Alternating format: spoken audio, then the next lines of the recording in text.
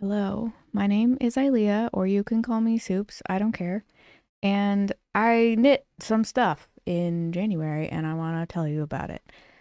This is my January recap for 2026. I've never done a recap video. Well, I guess I did one for 2025, but I did what feels to me like a significant amount of knitting in 2020, or I'm sorry, in January of 2026, and I want to tell you about it. So, that's what this video is about. I was going to get this set up before I started. I was just excited to start. I want to talk about my Make 9 slash my bingo board a little bit for 2026. It's the first year I've made either of those, a Make 9 or a bingo board. And I didn't make a video about it, and I thought I'll just roll it into this video. So I'll talk about that at the end. No, I'll talk about it at the beginning. Just kidding. This video is already off to a very organized start. Okay, so this is my bingo board. There's not really a difference between my bingo board and my Make 9 because I just put my Make 9 into the center of my bingo board. And thank you so much to Lily Likes Rocks for making this template that I could use. So first I made my Make 9, which is the images you see in the center. I've talked about a few of these before, and there will be a link down below to a Ravelry bundle with all of these patterns, at least the patterns in my Make 9, and maybe I'll sneak some for the bingo board in there also. But the Make 9, the ones in the center, are the ones that I for sure want to do in 2026. And then the ones around the outside are bonus ones, but I kind of am like all in or not at all. So, of course, I want to make all of them anyway. Okay, so real quick, we'll just go over some of these. We'll go over some of the ones I have in the center. The top left corner, Contempt, is a double knit headband that says I love winter on one side and I hate winter on the other side. I don't understand how to do double knit where the sides are different. So that will be interesting if I get around to it. I do want to, and I put it on here, so now I have to make it. That's the law. Second is the Rumble Raglan. I've also had this on my like goals to make for a long time. I'm very, very excited to work on that. That might be maybe what I just got a cramp in my foot. That's what you get for sitting on your leg weird. That might be something that I work on next because I feel like it would be a good like summer knit, spring summer knit. I live in Michigan. The summers aren't super hot. They're very humid though. Okay, I have some thinking to do about that one.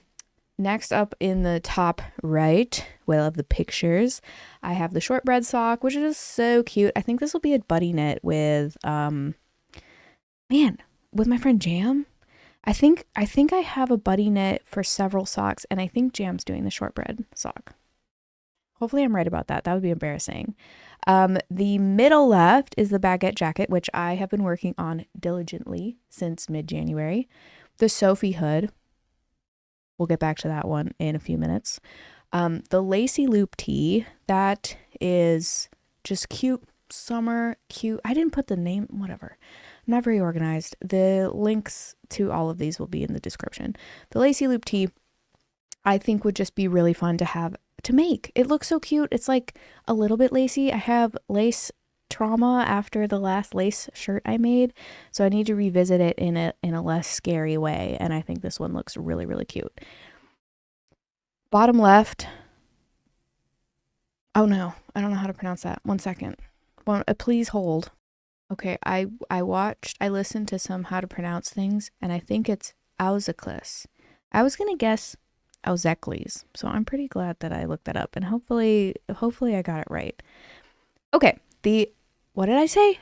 Auzeklis socks. These are so cute. First of all, obviously they're so cute.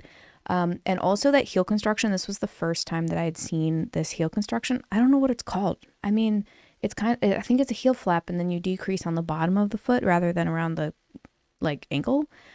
I don't know what that's called, but in my head, as a baby colorwork socks maker, I thought that you couldn't do, I thought you couldn't do colorwork with a heel flap and gusset, but you can. I don't know why I think I know anything. The Winona Polo Heavyweight is one that I also want to make.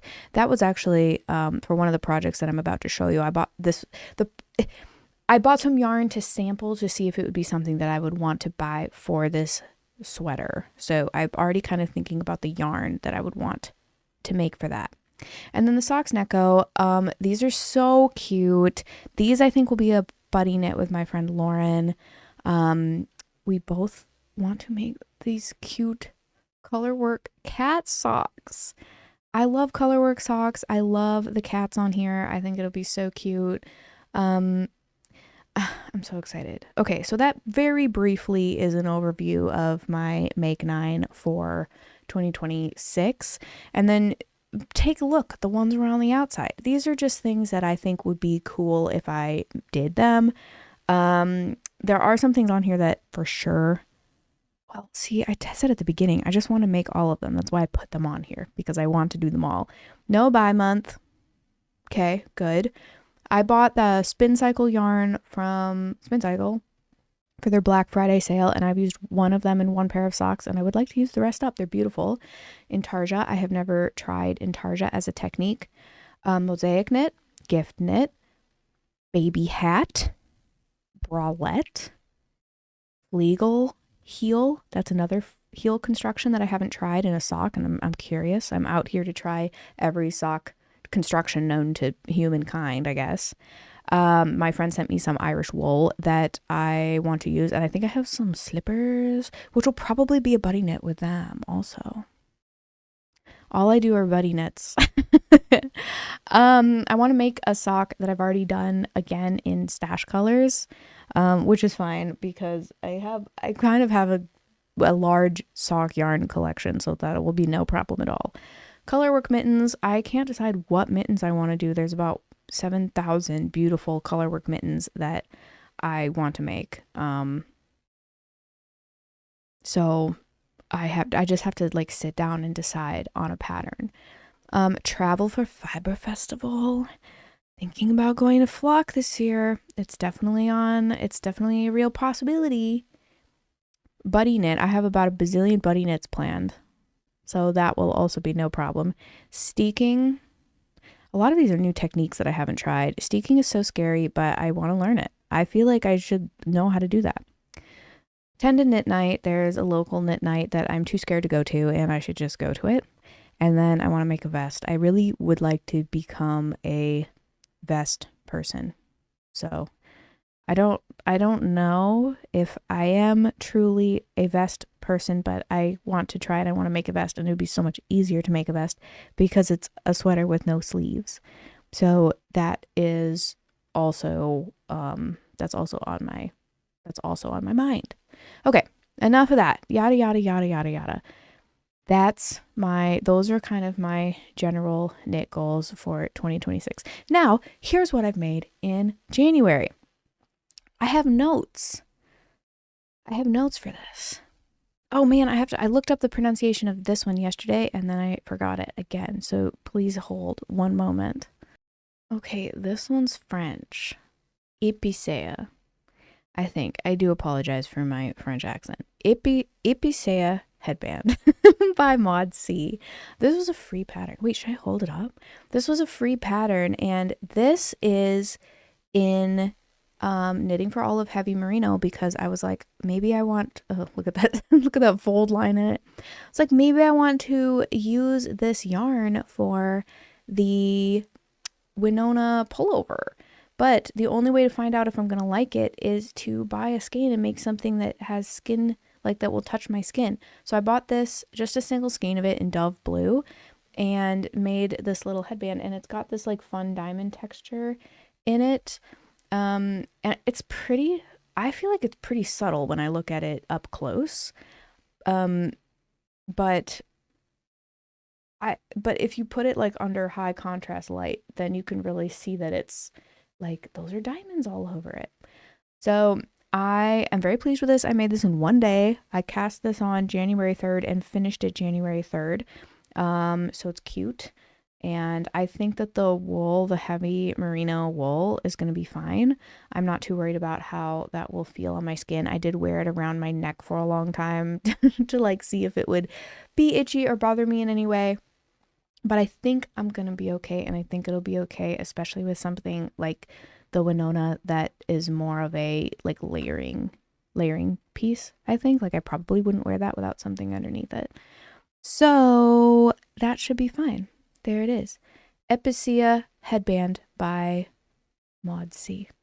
Second thing that I made in January, the Sophie shawl. Just kidding, it's the Sophie hood, and I kind of rolled it up into this terrible croissant shape. I did not take care to make that a nice croissant.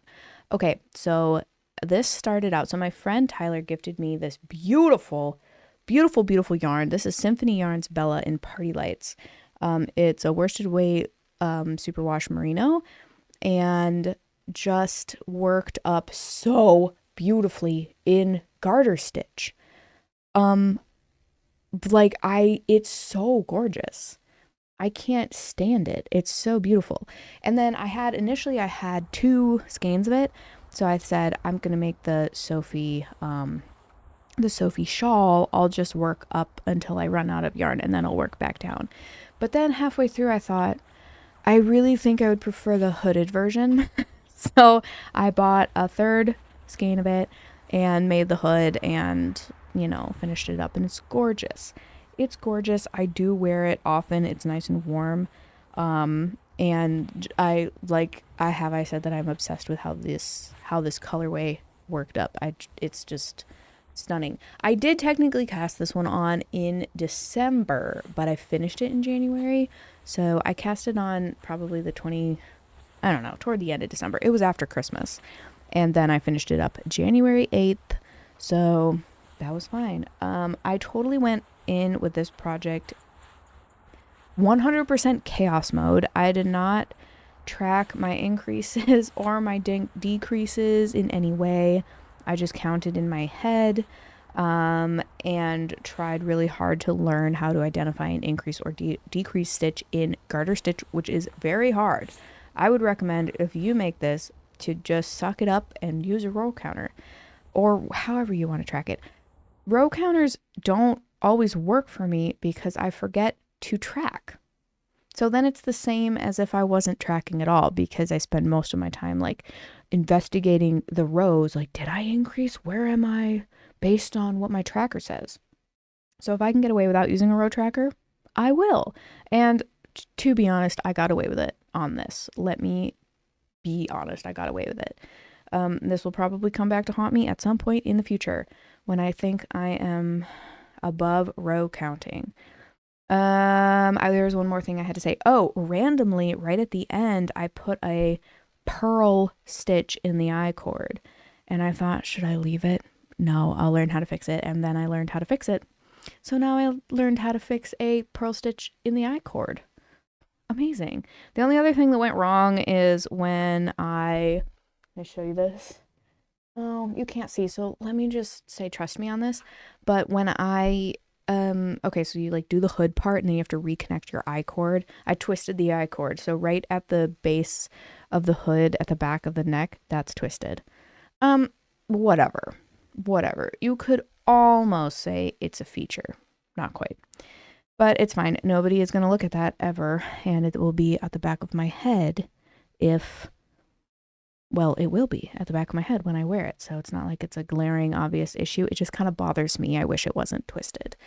So there you go. The Sophie shawl. Just kidding. It's the hood. And then I did 2 pairs of socks. One was a buddy knit with my friend Elle. We both did... Sorry, I love them. We both did these Anju socks by Skeiny Dipping. This was with our Spin Cycle. We both bought Spin Cycle seconds for the mystery bundle for Black Friday from Spin Cycle, and we both got Valley Girl in their dyed in the wool. We both got dyed in the wool Valley Girl. And so then I think Elle had the idea to let's make the same sock in this, and it was so cute. So you can see the gradient. This is the sock I started with. So I did cuff down, and I really, really love how the stitching worked up. They're so gorgeous. I did like way too many repeats here. If I made these again, I would not like make the repeat so tall. I just got distracted, and I hate frogging stuff. So I just, whatever. It's really tall. I also learned German twisted cast on for this, and there's a little rolled cuff, which I've never done before. I don't know that I would do it again. German twisted cast on is fine. I don't think I would do rolled edge for sock again. This was my first true shadow wrap heel. I really, really love how they did the increasing around the heel so it fits really nicely. It's just really nice. And then I did sock 2. So the gradients ended up kind of being in reverse. The yarn that I had, hang on, I'll show you. The yarn that I had has all of these pink and yellow details which never made it into my sock. So I think I have enough yarn to make these socks, like these literally exact socks again. I wouldn't make the leg as tall as I did, the cuff as long, but I am tempted to just keep going and use this up. Or I could do hand warmers. I think it's kind of funny to me to have matching socks and hand warmers, but I could do it. Like, who cares? And then I would get to use up some of this other really gorgeous yarn that I didn't get to in my sock. Although my socks, I do like them. They are beautiful. And then my last project for January, which I really snuck in right under the wire, is the pressed flower socks by Savory Knitting. This is, oh wait, did I even talk about this? I was supposed to be updating my bingo board, like, as I yapped. This is a mosaic knit. So this was my first time doing a mosaic knit, which, if you'll remember, is on my bingo board as something to do. So I thought this was so cool. What if I immediately do another mosaic knit? And I made these. Okay, here's the story for these. This green yarn is from Fiberworks, Fiberology Dye Works, which is a Michigan-based dyer, a Michigan dyer. And I picked up this yarn at a fiber festival in Alpena that I was at in September. So that's the green. I used them for my ill-fated pickle socks. And then this bright contrast color is hand dyed by my mom with Kool-Aid about so long ago. So long, maybe 15 years ago. I was trying to like sort of do the math. So I've had this in my collection, it just in my possession. I shouldn't really say collection because I haven't had a collection until the last 2 years. But I've had this in my possession for a long time, and I finally used it. This was also Elle's idea to use these colors. I was bemoaning that I didn't have good colors, and they were like, use these ones. So thank you.